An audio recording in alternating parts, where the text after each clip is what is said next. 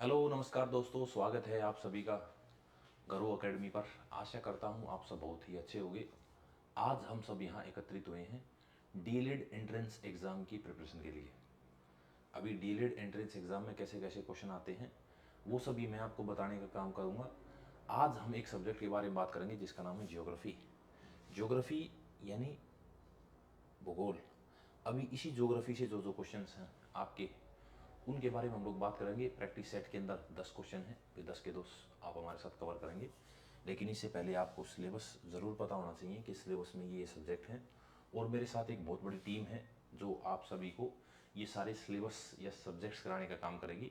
मैं आप सभी को सोशल साइंस और जनरल अवेयरनेस ये दो पोर्शन कराने का काम करूँगा। यानी कि लगभग 50 नंबर ऐसे होंगे जो आप मेरे साथ अचीव करेंगे। अभी इसी के तहत हम पहले क्वेश्चन की तरफ बढ़ते हैं। क्वेश्चन है, ओजोन परत अवस्थित है, ozone layer is located in. तो आप लोगों ने एक शब्द पढ़ा वायुमंडल, एटमोस्फियर। एटमोस्फियर बहुत सारी गैसों से बना है। अभी जब हम ज़मीन पे रहते हैं तो आप लोग सोचते हैं कि यदि ऊपर जाएंगे तो यहाँ तक ट्रोपोस्फियर पड़ते हैं यानी क्षोभ मंडल। इससे ऊपर जाएंगे तो यहाँ पर समताप मंडल पड़ते हैं, स्ट्रेटोस्फियर। और यहीं से क्या शुरू होती है, ओजोन लेयर। फिर आप लोग इसके बाद मीजोस्फियर पढ़ते हैं और फिर एक्जोस्फियर पढ़ते हैं।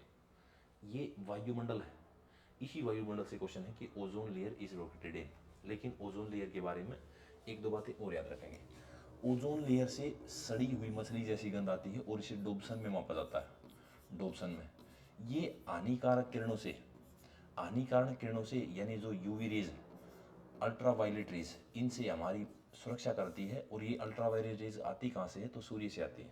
और भारत के अंदर आप लोग देखते हैं कि ये कैंसर की बीमारी चल रही है, ये इसके अंदर छेद हो गया था, इसी कारण चल रही है। ये यूवी रेज के कारण चली है। अभी समताप मंडल है, समताप मंडल के अंदर ओजोन परत पाई जाती है। ठीक है, ओजोन को आप लोग O3 नाम से डिनोट करते हैं, O3 ओजोन।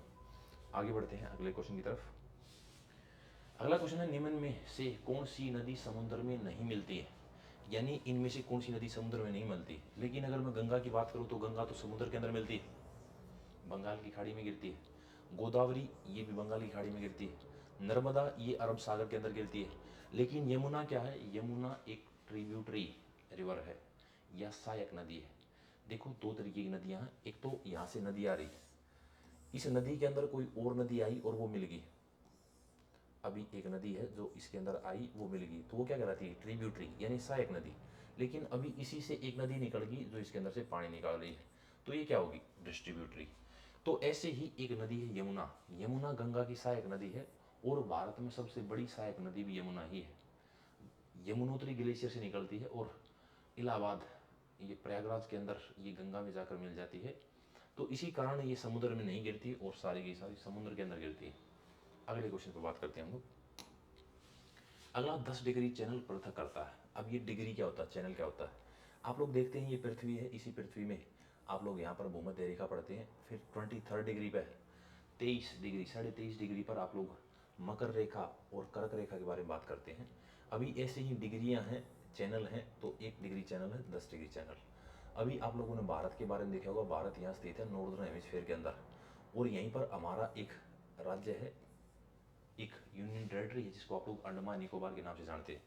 अब इसी अंडमान और निकोबार द्वीप के बीच से एक लाइन जाती है जिसको क्या बोलते हैं, 10 डिग्री चैनल। तो इसका आंसर क्या होगा, अंडमान और निकोबार द्वीपों से।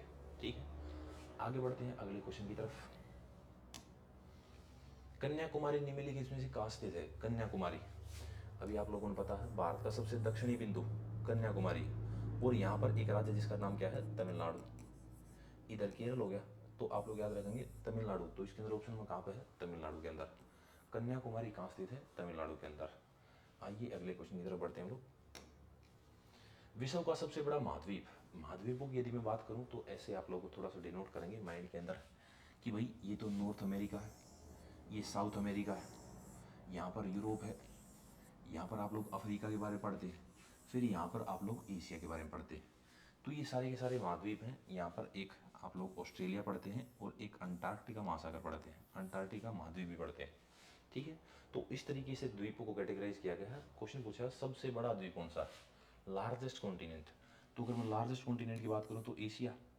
एशिया कॉन्टिनेंट सबसे बड़ा कॉन्टिनेंट है, सबसे बड़ा महाद्वीप है।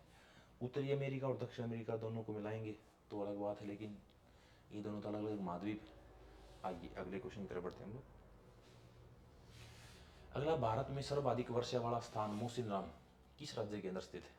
मोसिनराम यानी जहाँ पर सबसे ज़्यादा बारिश होती है, लगभग 1100 सेंटीमीटर वर्षा होती है।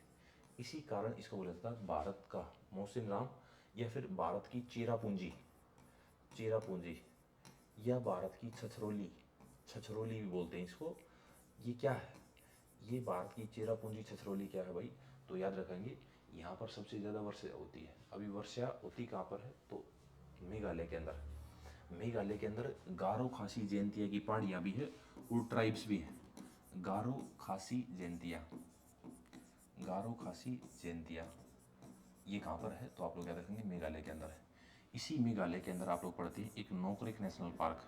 नोकरेक वैसे एक चोटी भी है, सबसे ऊंची चोटी है गारो खासी जयंतिया की पहाड़ियों की भी, क्योंकि ये पहाड़ी भी है और ट्राइब भी है। इसी मेघालय के अंदर सबसे ज़्यादा वर्षा भी होती है। आइए अगले क्वेश्चन की तरफ बढ़ते हैं हम लोग। अगला क्वेश्चन है, पृथ्वी का को किसका जुड़वां ग्रह माना जाता है? पृथ्वी की जुड़वां बहन बोला जाता है। सुबह का तारा, सांझ का तारा, ऐसे क्वेश्चन मिलते हैं इस ग्रह से। आप लोगों ने ये सूर्य देखा है, सूर्य के बाद आप लोग यहाँ पर बुध, इसके बाद आप लोग शुक्र देखते हैं, फिर आप लोग पृथ्वी देखते हैं। ये बिल्कुल सेम है, कॉपी है। इसके बाद आप लोग मंगल देखते हैं, फिर बृहस्पति देखते हैं, उसके बाद शनि है, अरुण है, वरुण है, ऐसे ग्रह पढ़ते हैं आप लोग सारे के सारे। तो आप लोग याद रखेंगे कि पृथ्वी की जुड़वां बहन के नाम से किसे जाना जाता है? तो वीनस या फिर शुक्र को पृथ्वी की जुड़वां बहन बोलते हैं।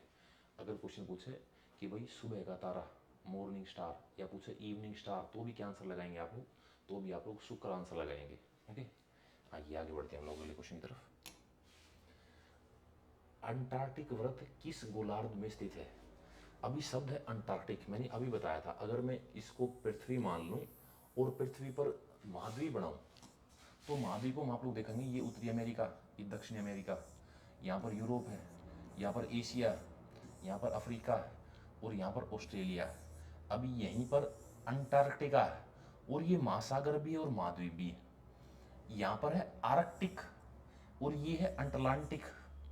देखो अटलांटिक अगर बात करें तो ये यहाँ पे है, ये तो महासागर है, और ये है अंटार्कटिक, अंटार्कटिक, ये है आर्कटिक, आर्कटिक।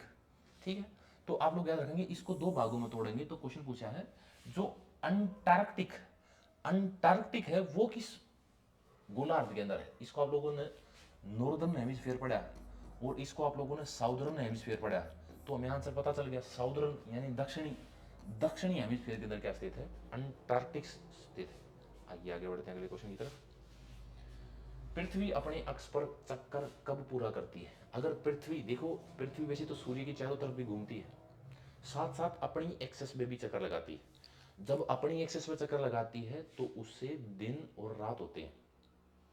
सूर्य तो हमेशा ही जलता रहता है, तो पृथ्वी घूम जाती है, कहीं दिन होता कहीं रात होती है। पृथ्वी पर 24/7 सूर्य का प्रकाश पड़ता है, लेकिन जब पृथ्वी घूम जाती है, सूर्य से अलग दिशा के अंदर आ जाती है, तो वहां पर अंधेरा हो जाता है।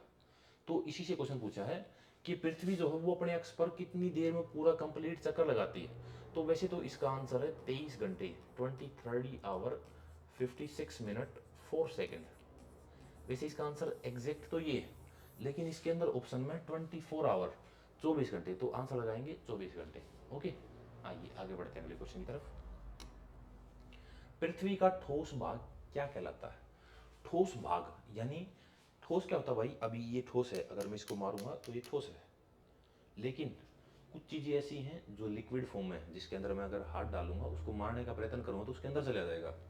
कुछ चीजें गैस है, गैस फॉर्म में। तो ठोस चीज पूछिए, इसके अंदर से आप इजीली अंदाजा लगा पाएंगे।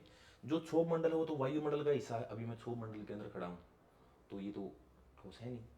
अभी मैं बात करूँ मध्य मंडल की, तो मैं अगर थोड़ा सा और ऊपर चला जाऊंगा तो वो भी ठोस नहीं है। अब इसके अंदर जीव मंडल है, जहाँ पर जानवर वगैरह रहते हैं, तो वो भी ठोस नहीं है। तो इसका आंसर क्या होगा?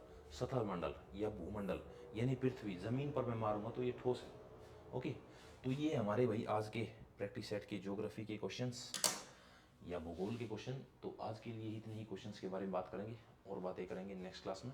थैंक यू, धन्यवाद।